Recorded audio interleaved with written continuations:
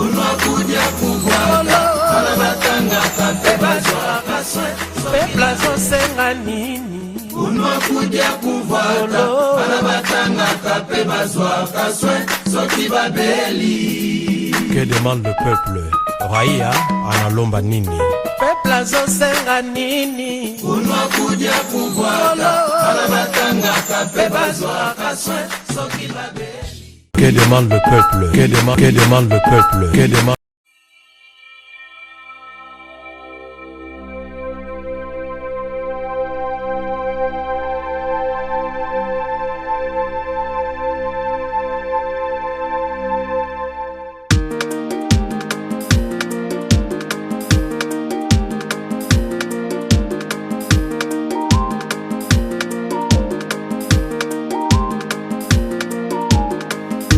Etumba kolo yeswe yakawe, etumba kolo yeswe yakawe, yakukanga coronavirus yakawe, yakukanga coronavirus yakawe, etumba kolo yeswe yakawe, etumba kolo yeswe yakawe, yakukanga coronavirus yakawe, yakukanga coronavirus yakawe.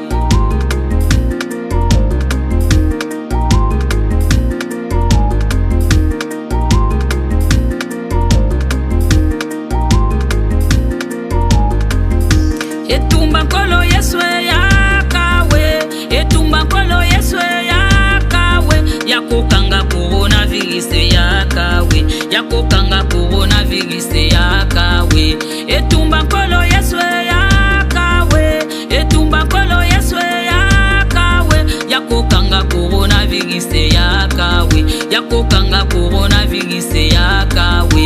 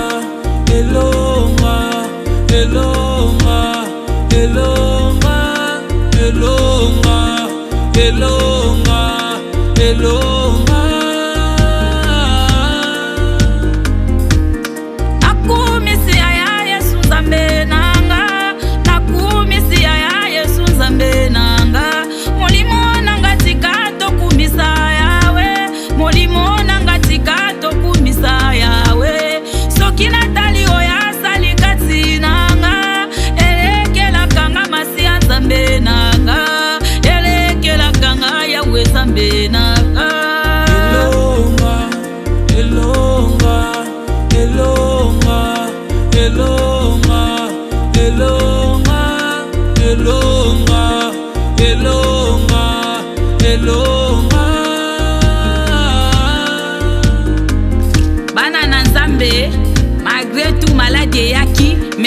ebongiseli kia te.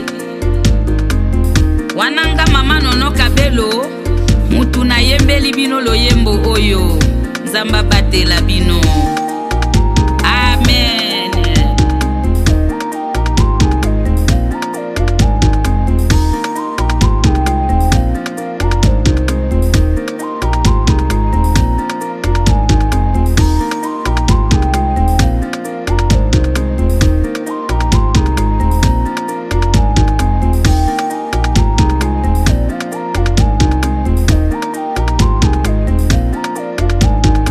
Que demande le peuple? Que demande le peuple? Que demande...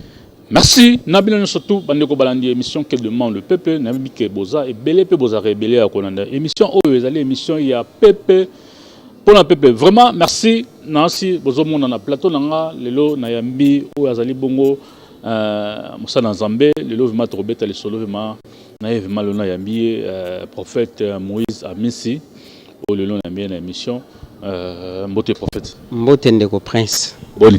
Ngolo Nzambe kaka. Santé kimia. Kimia ezali sangolo Nzambe mubulo yango ndeza calcula Nzambe. Merci prophète Moïse Amisi prophète to amio na émission na biso vraiment nangin to ba vraiment tulingi vraiment obetana moke liso na yo qui est prophète Moïse. Merci beaucoup pour na bandeko nyos bazolanda biso na émission na yo que demande les peuples. Ngaba beninga na kombo ya prophète Moïse Amisi nazali responsable ya église ministère cité des miracles en sigle ezali MCM eza na commune ya Barombo quartier nango Ndolo bamsu babenga Beau Marché sur la chaussée du Flambeau 3945 eza bisiko to sa musala pona ngolu ya Nzambe. Merci église Oumele je crois. Église Oumele eza moi ba mibu vraiment ebelé. Vraiment moi mibu ebelé. Merci prophète Moïse Amisi prophète Amion émission prophète est-ce que trop seulement dans le camo Italie prophétie parce que l'autre tout le monde est la pasteur n'a vraiment vraiment prophétie et l'ingi kolobake kosakola surtout au monde est la pasteur est la prophète est la évangéliste est la mutunyo surtout aza na pona kopesa mutu prophétie est-ce que n'a vraiment azali tongolo to ya kotelema ya kopesa mutu ya kosakola mutu. Merci beaucoup Ndeko Prince pour la question pour éclairer peuple ya Nzambe au bazolanda biso dans le monde en ce qui concerne la prophétie. Nanyango azali vraiment na moi monopole wana monopole il y a prophétie ça beaucoup plus le Saint-Esprit parce que au monito en temps au Bible je répandrai mon esprit sur toutes tes chairs, vos filles vos fils prophétiseront, vos anciens auront des visions et des prophéties on va dire. Et qu'est-ce qui se passe? Cette grâce, comme le Saint-Esprit est déjà là, tout le monde peut recevoir un message prophétique. Dieu peut utiliser n'importe qui, mais il faut salima na katikati ya règle, c'est-à-dire qu'on respecter Maloba Nzambe, qu'on respecter Bible malgré à ce que nous sommes en train de vivre aujourd'hui. Eza oyo ezalité, mais lorsque la grâce est quittée, même dans quatre intercession, mutako komona, mutako yoka, mutako ozwa ba directive pour nous permettre mutako kelobeli Nzambe. Donc c'est un peu ça Ndeko Prince. Mais par rapport au Italie prophétie tout le monde pour le moment où tout le monde ils ont vraiment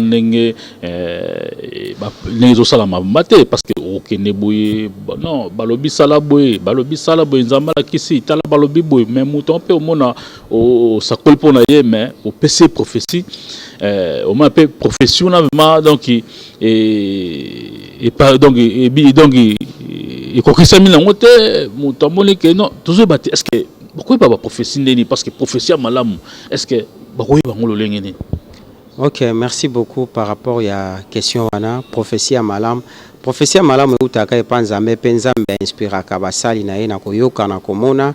Ce qui est important, un prophète baïba kaina accomplissement ya message lorsqu'il prophétise pour une personne avec un temps donné au monde profession ne kokisa mina ko peso exemple moko il y a une dame qui est venue me voir, il dit papa moi nanga 6 classe naza mbongo côté université te menazo tinde na Angola tango koma na Angola kuna kendo luka vie mais j'ai que $1,000 na ko bondela nzamba la kisibiso ke moi na soka kei et Simbate parce que Zanzela n'a été. Maman Yokate, il a accepté $1000 à payer sa mona Keinango.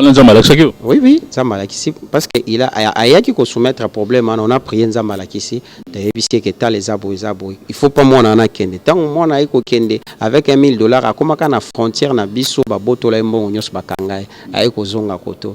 Au sait que Dieu avait dit donc, directement vous allez comprendre que c'est un prophète lorsqu'il dit les choses ezoko kisama. Maintenant, ce que moi je peux demander aux gens, lorsqu'il y a un message qui sort tel que la Bible dit, nous devons avoir l'esprit de discernement.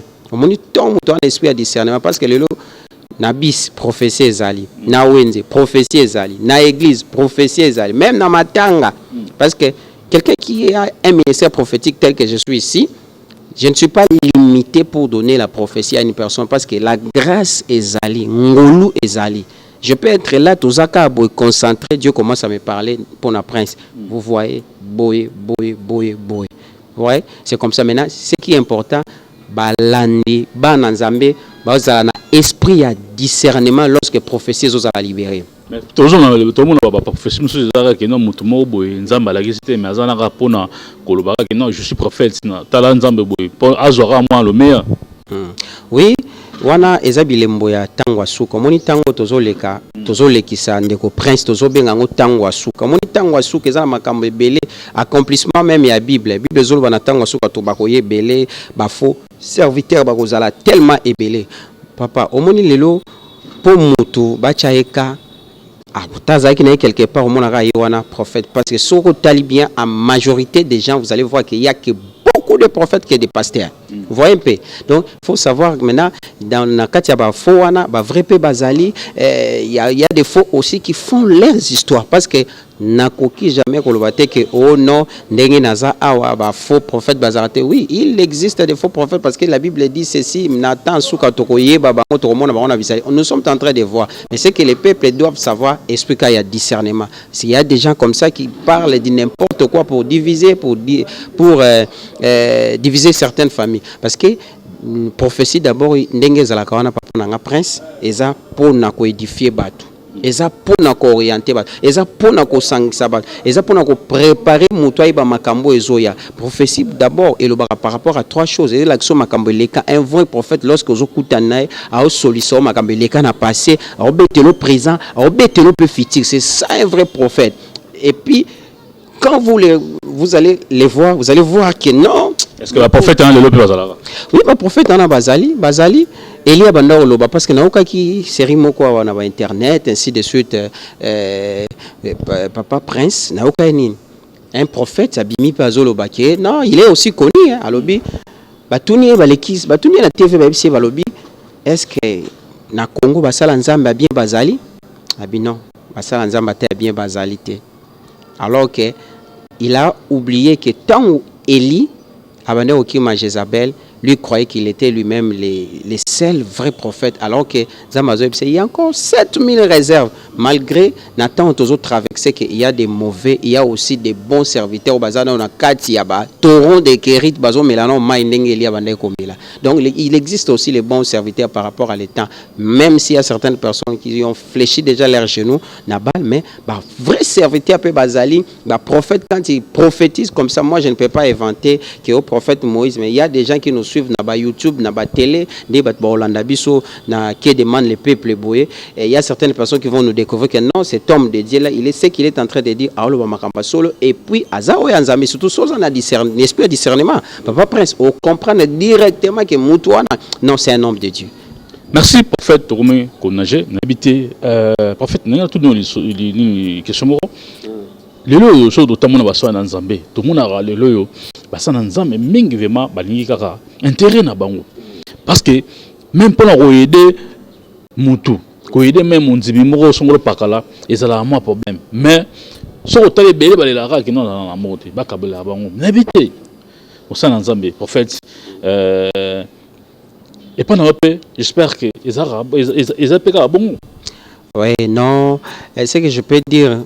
Bon, je ne sais pas, na katia règle ba français ba loba exception ezanga raté mais biso toza bato quand même tolia kana bato soenza mapesi biso mwa muke to kabolango la preuve année que toza na fondation eza foma to benya ngona kombo ya Fondation Moïse Amisi, Auto Edaka, même les orphelins, Tokendara même dans la prison, on a même les images, tout ça la Kango pour la gloire en Zambé, parce que Bible Zoloba, la Bible Jacques chapitre 1er, verset 27, Bible Zoloba, meilleure religion de Angwane à visiter, bah orphelins, bah démunis, donc c'est ça vraiment, tout ça la Kango tout sungaka. Vous avez un partenaire ou appelle ça au moins 100 francs pour un retard là-bas, orphelin ou non? Mais premièrement, d'abord, premier partenaire, oh, ya sungara musala ngwezana no yesu. Limite les 100 francs na omoro bimisi na poche, no peut passer pas 100 francs na poche na e appelle ça monter ça problème hein.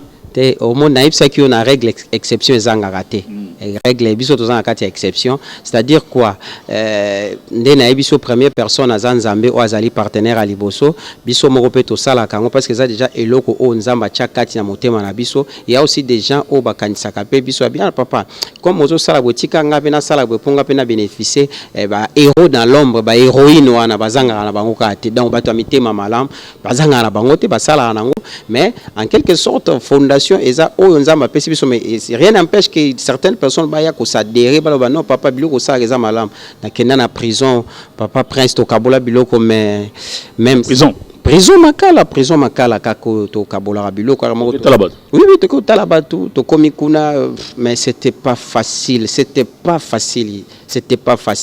ozo pesa muto loko omoni batu bazo bunda po zota mwa masango ya pamba chauffeur to zaki na to bimi alela ba secrétaire mi balela par rapport à obamonaki. Donc nous les hommes de Dieu, et ça peut pas place au toko qui kozorata moi 10 francs na biso to tia pona nzambe. Nous ne sommes pas limités seulement ya roté ya kaka ya libérer onction ya orienter dans la prophétie. Ceux qui les nzamba pamboli en tout cas to liara na bato. C'est comme ça. Par rapport à fondation toujours on il y a fondation action in fondation et ça déjà papa ça fait déjà combien d'années?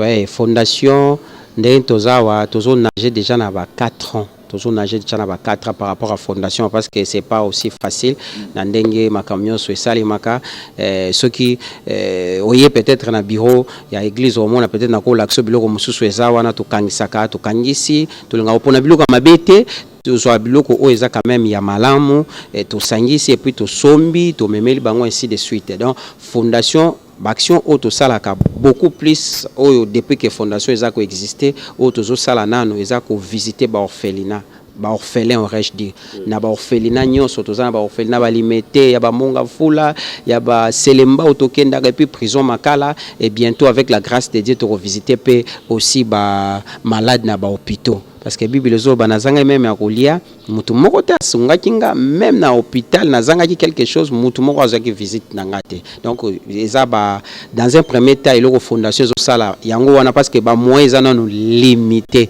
yango to senga pe na ba partenaire ba na Nzambe o ba ko sunga pe biso abi papa ngana ko za na kati ya fondation wana comme héros soit héroïne dans l'ombre pour vous aider maboko za ko fungwama siko take komona yo take prophète aujourd'hui aux moins 100 francs pour nous aider que nous tala ba orphelin na otambo na ba orphelinat ko tala ba orphelin ko tika mo 100 francs ko na prison makala o ça on a propre moyen na moko siko comment on a bloqué dans surtout pesa pe na ba pasteur ils appellent des comme susu op bazana mama mbongo bazana ba possibilité tant que le kayo ba prophète mususu est-ce que ba ça rapeta eloko wana ti pona yo okolo ba vraiment nini?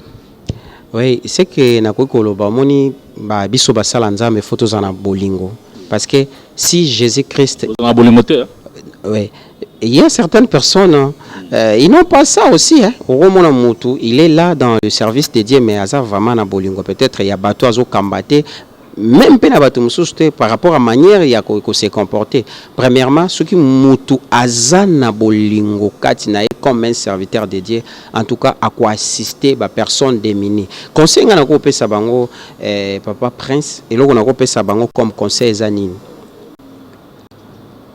Nyonso auto sala awa et futamaka. En tant que les hommes de Dieu, nous ne sommes pas limités ya ko te akaka, il faut toi assister pe batwana. Oyebi pe ko kabape zaradon hein. Ko kabezadon. Eso nous sommes messana ko kabate. So muso messana ko kabate omoni soki moli monanzamba azui place na kati ya mutu. Abuki mutu a briser yo, ba fruit de l'esprit et koti kati na yo. Ba amour, ba bonté, ba bénignité, nyonso wana pe biloko wana nyonso salango. parce que ceux qui déjà osent brisé par le Saint-Esprit de Dieu en tant qu'un homme de Dieu, parce qu'il y a aussi des hommes de Dieu qui ne sont pas brisés, hein. Ils sont tels, ils sont aussi brutals, tout comme ça. Je ne suis pas ici pour accuser les hommes de Dieu. Tozaba ta vérité, toloba makambo o ezali o ezalaka o esale makape. Donc to senga kaka ceux qui bolingwana ezali ba sala pe ba assister ba personne aussi au baza ba démuni. Même dans nos églises on a beaucoup. Moi aussi j'ai aussi certains des enfants ici à un moment donné to edara même en coulisses que sala boy musuku to andimate nazola même mutu mususu libanda peut-être non. À tout papa, est-ce que vous avez fait le thé? Vous avez connexion et binomoko, vous sola kabino mi balé. S'il faut faire quelque chose, il faut faire ça. On fait ça. Donc on fait ça. Ce pays, nanzela nanga na obengae, na zuna kangi photo na tindi mutuana tala. Tu vois? Thé. Ego banandeni. Ego banandeni. Pour nous kangila mutuana une photo. Na bi c'est tala photo yango tala mbongo pesi. Yo ka so batindi mutuana même ata $1000 yo rolonga ta 150. Na ko longola te. Eza mutu wana na ntonga otinda bi ona otinda na maboko ya papa imo ko kanisanga bino boy mwana wazozwa mbongo soki azana makanisi peut-être akolo papa ça c'est une action de grâce pour moi parce que l'argent est venu par votre voix là c'est autre chose mais eza mutu. Merci prophète Moïse Amissi to komi ba sur émission na invité ou ezali émission que demande le peuple ainsi eza ba ngobele bazona na biso bazona émission vraiment baza ebele ya kona émission za na gouvernement na biso ou ezali émission que demande le peuple nini vraiment au senga na ba autorité ya mboka parce que oza déjà na fondation take conseil na Nzambe prophète ondimi take oteya bato yo ba Nzambe mepe ondimi ko aider pe bato ko sala fondation pona ko talaka bandeko bazo souffrir OK na ba orphelinat ko tala ba orphelin ko tika moment 100 francs mais tout on les côté mbongo parce que ça on a propre moyen na moko nini ko senga bandeko bazo landa biso vous allez mission qui demande le peuple au senga gouvernement nini ko senga. Premièrement, merci beaucoup ndeko Prince pona mutuna oyo préoccupation oyo bandeko nyoso ba olanda biso ezaba obazana étranger ezaba ezaba politicien et là on a koloba d'abord soki mutu azana bolingo par rapport à mbela oyo il est appelé aussi de nous assister donc c'est-à-dire quoi ndenge biso toza ko assister les personnes démunies nanzela na biso peut-être beaucoup benga biso non toza na besoin soit toi adhérer ngana za la héros dans l'ombre parce qu'il y a certaines personnes qui font ça aussi ils sont les héros ou soit les héroïnes dans l'ombre quand des bazawa na bino nous allons commencer à vous aider même les gouvernements parce que aujourd'hui l'église travaille toujours avec les gouvernements hein? Parce que sans église parce que musalo église to salara papa prince eza pas si mona mutu musu na longola mutu mususu pangai à l'aide du Saint-Esprit qui était kuluna akomi na zongi na nzela olia kene kanyama kasese atiki kuluna komo sali nzamba komo banga nzamba longoli ba dedwa omoni mutu mususu naza mona moko atika ki ba biloko ba musique tout comme ça ba salaka na mais ayeko koma musali nzambe to orienter ainsi de suite pe lelo na simano mona tout basé et bien parce que Moussa tout ça reza makasi tozo senga na bateau ya bonne volonté que ce soit na gouvernement que ce soit na bandeko ba Holanda biso na chaîne oyo ya biso Show TV et puis na kati ya émission oyo que demande le peuple beza na YouTube beza la wapi en tout cas si vous voulez nous assister et cause la malam ko benga to ko pesa pe numéro oui numéro na biso ezali plus 243 81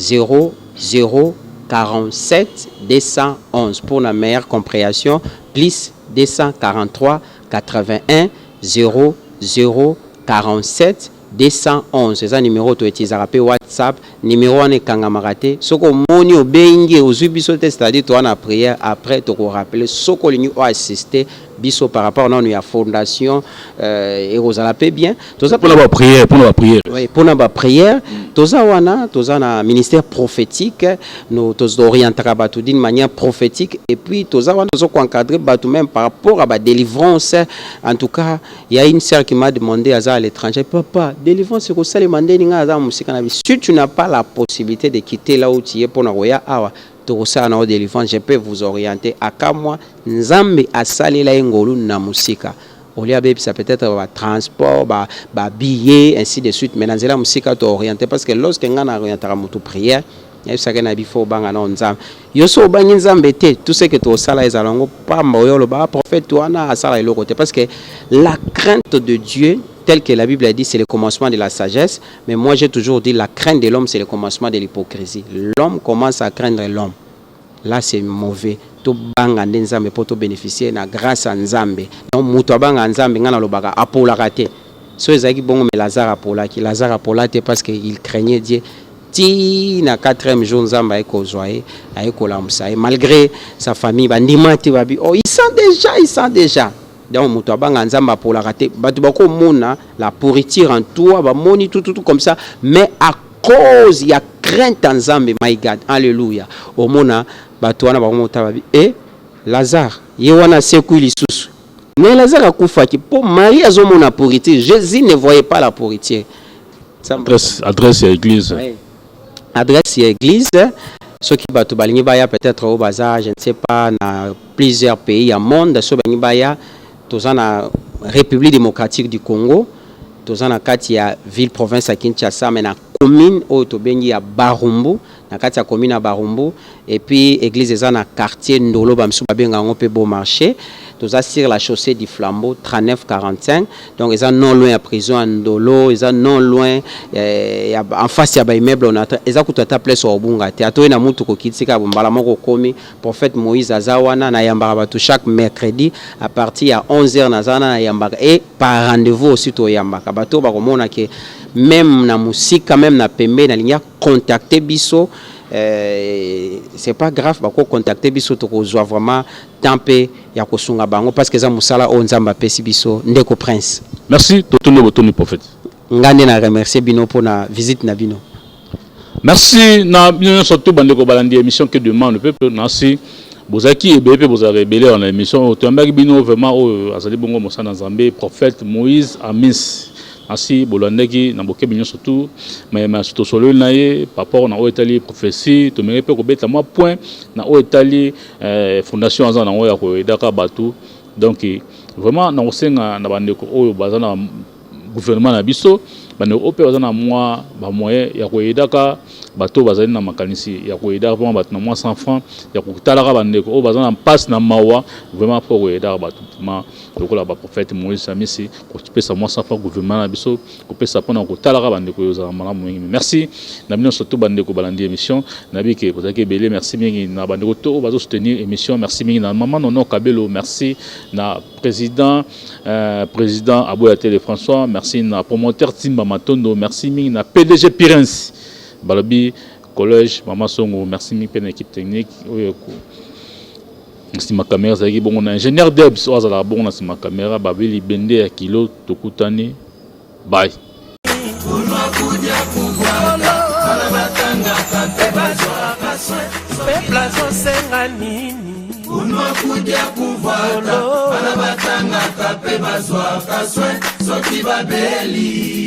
Que demande le peuple? Raïa analomba nini? Peuple azosenga nini? Unwa kudia kuvwaka Alabatanga kape bazwa kaswe Soki babeli Que demande le peuple? Que demande le peuple? Que demande